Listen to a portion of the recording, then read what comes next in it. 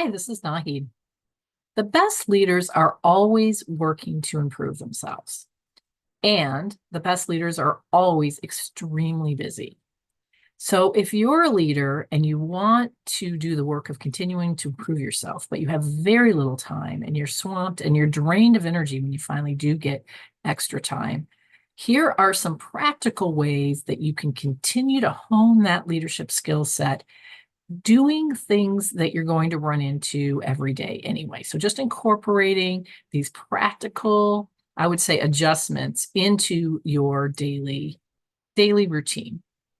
So the first of our practical tools out of three here is to connect present to future in every meeting. And what I mean by that is that the best leaders have created a vision with their team for the future and talks about that vision a lot. And so if you ask your team if they know where we're going in 3 years and they're able to answer that question, then you're doing a pretty good job of creating that vision for your team. Unfortunately, most leaders are so worried about getting their team to get to the desired outcomes for this quarter or even this year that they can fall into managing versus leading. And I would call that distinction of managing versus leading. Managing is making sure that everybody's doing their day-to-day work. Leading is getting people inspired to where that group's going to go. So what are a couple practical ways to do this? So one of my clients, I've had the privilege of sitting in his quarterly meetings, some of them. And here is a great example of how he does this. So every quarterly meeting, he talks about the numbers and where we are and where we need to go and what we did well on and what we didn't do so well on, where are our gaps and what we need to focus on next quarter. But the thing he always does at part of that meeting is he talks about a future goal and how everything we're doing today plays into that future goal. For example, and I'm going to change city names and industry names for confidentiality, but he might say something like, we have an opportunity to grow in this new industry that really needs our product and service. Most of the companies in this industry are in the city of Atlanta, and these companies tend to prefer to use suppliers that are local so that they can build strong relationships with them. So for us to tap into this market, it would be really great if we could open an office in Atlanta. But in order to open an office in Atlanta, we would need to make this much revenue and this much profitability because this will fund us to do that. And then imagine when we're in Atlanta, what a great service we'll provide. We will become the known supplier, the number one supplier of this service in Atlanta. So it gets people excited about the possibility of moving and opening an office in Atlanta within the next few years and being the number one supplier in Atlanta. And now the goals for this quarter take on just that much more meaning. There's just that much more positive emotion attached to them. And there's something, a purpose that they're going for by rallying together and stretching themselves a little bit to achieve those goals. And that meeting has a little bit of a different flavor than the meeting of, oh, here's where we are in our goals. Because in that case, if you're just managing to goals, sometimes the goals seem sort of arbitrary. So that's one practical way you can connect present to future in every meeting. Always talk about the vision and integrate that into all the practical daily conversations you're having. I have another client, and one of her techniques is to talk to the team about what will the industry media be talking about in the future when they talk about us and our company. So they're in the software industry and they're talking about a product that they're building right now. So they haven't actually started selling that product, but they talk about how amazing this product's going to be, how everybody's going to be served so well by the product. What are some of the people going to be saying? What are the journalists going to be raving about when it comes to our product? And they talk about that in the meeting, and she thinks about it and dreams about it herself to continue to have that clear image of what that vision will be like. And she integrates that into all of the conversations that she has. So that's number one. Connect that exciting vision in every conversation you can with what's going on in the minute so that people feel more excited about what they're doing than just getting stuff done. There are things to do that day. All right, so what's number two? Number two is to be present and available even when you're overwhelmed. Now, that's also going to sound like an oxymoron, because if you're overwhelmed, you're not really present and available. But the one thing that's really important is that, well, it's natural. I would say if you are a leader and you're not feeling some degree of overwhelm, then that's actually a red flag that you're probably disconnected from what people need and what's going on in your organization.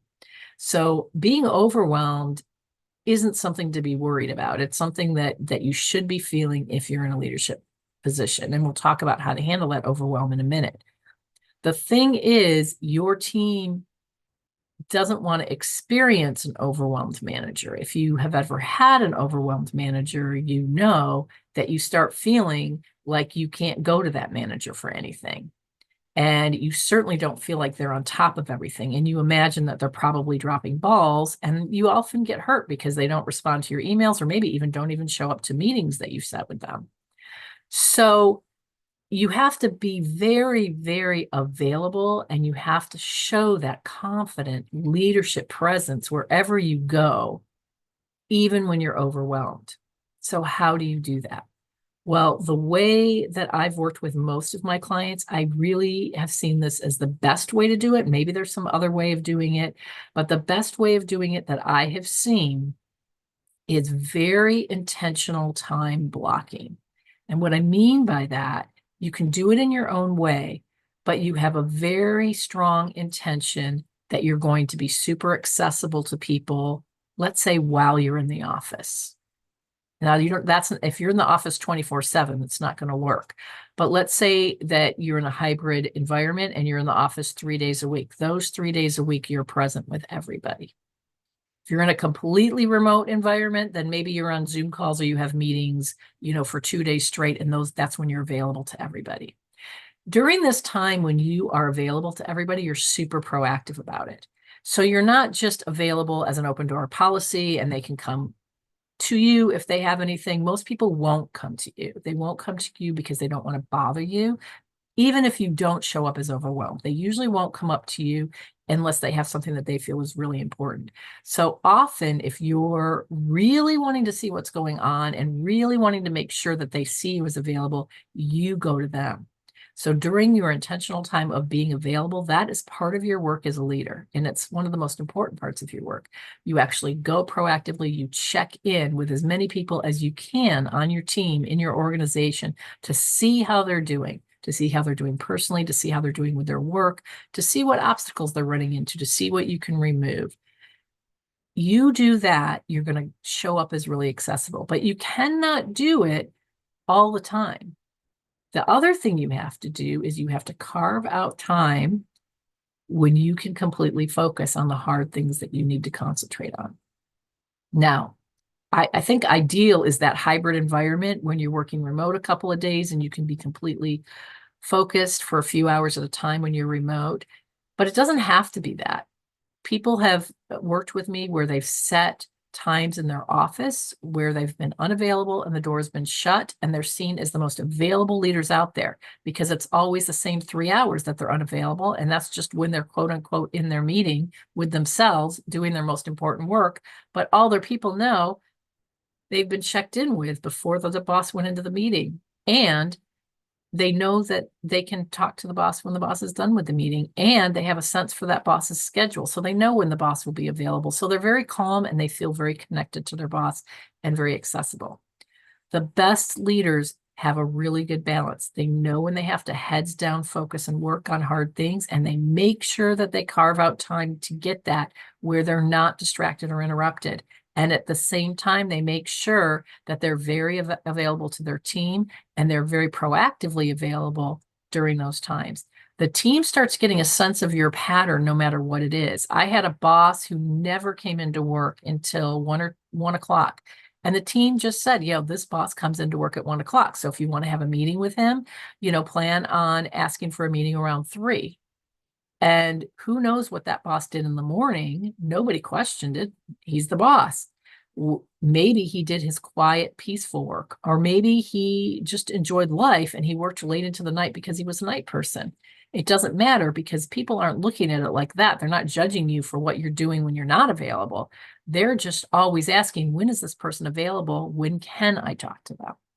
So if you make it clear when you're available and you're consistent about that, you'll show up as available and calm, even if you've got an overwhelming workload. Okay, what's our third thing?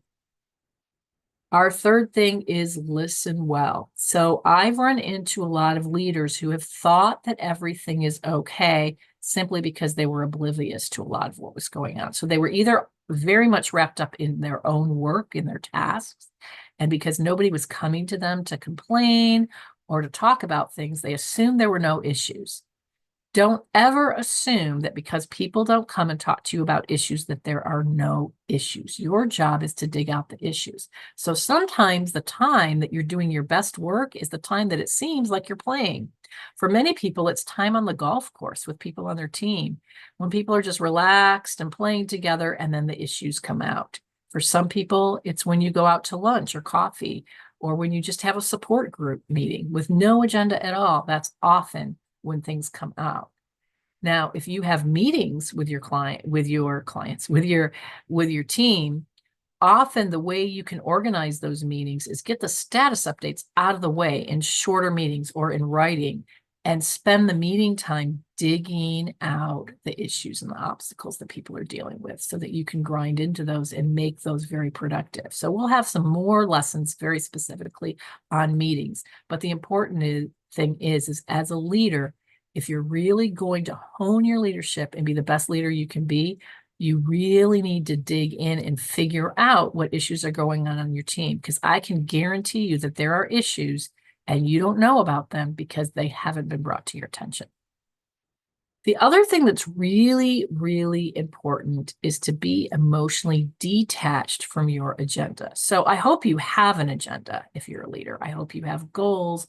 I hope you have things that you want for the company, for yourself, for the organization, for your team. Be honest about what those are. Feel free to talk about them. Feel free to talk about your ideas and the things that you get excited about. But also, at the same time, know that if everyone disagrees with you or one of your great ideas doesn't happen, you're still going to be okay.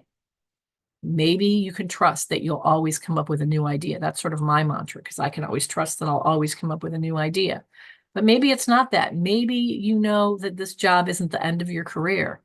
And you're going to come up with these ideas, you're going to navigate the system, you're going to talk to people. But even if this idea doesn't work out, or you're not able to push this agenda forward, even if this job ends up ending and one of your political rivals gets in there and takes over and the culture becomes ugly, you're going to be fine because you can move to another company. Or if it's your own business, you can always create a new business if you need to. You want to be that emotionally detached. And why do you want to be that emotionally detached?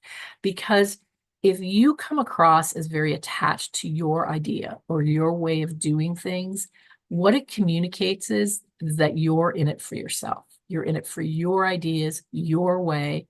And people don't feel that you're leading them because they don't feel like you care about them. You don't care about their well-being, their ideas, their goals, their ambitions, their agendas.